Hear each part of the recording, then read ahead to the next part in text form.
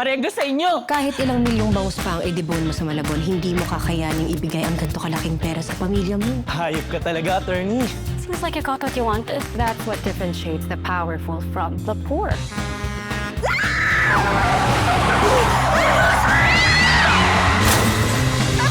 Nandito po kayo ngayon sa Afterlife Relay Center. Dito po dumadaan lahat ng mga pumapanaw. Maaari namin kayong ibalik sa mundo ng mga buhay. Mabubuhay ako sa katawan ng ibang tao for a month? Papatahin kita! Okay, so I am poor and married.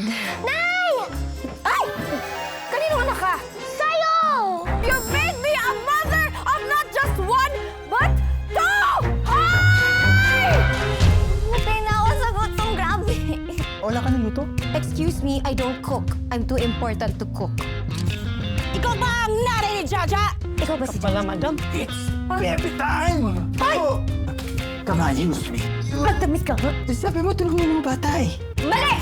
Gising na gising mo pala sila! Ilang taon nga ba ako nagkaanak? Bakit ako tinatanong mo? Itanong mo sa matres mo. This is not my life. Hindi ko to buhay. Sa'yo na siya ngayon. Jane, tulog ka na ba? Love you. Unahin mo yung asawa mo. Pakisamahan mo siya ng mahusay. Ano? Pwede mo akong insultuin, wag misis ko! O, vitamins mo naman. Please na. Paano yung mga bata? Jaja, mawawalan sila ng nanay ng biglaan. Asawa ko?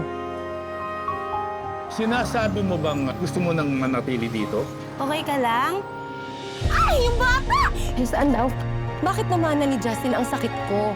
Kapag umalis ka na dito at bumalik ka na sa dati mong buhay, tuluyan ang mawawala ang sakit ni Justin. Gusto mo bang mabawasan yung sakit? Busugin mo sila ng pagmamahal.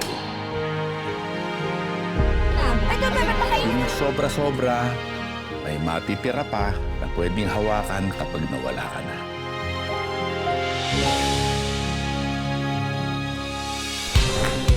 Sorry, vegan ako. Ako kabanatuan. Ako lukban. Alaminas ako. Ha?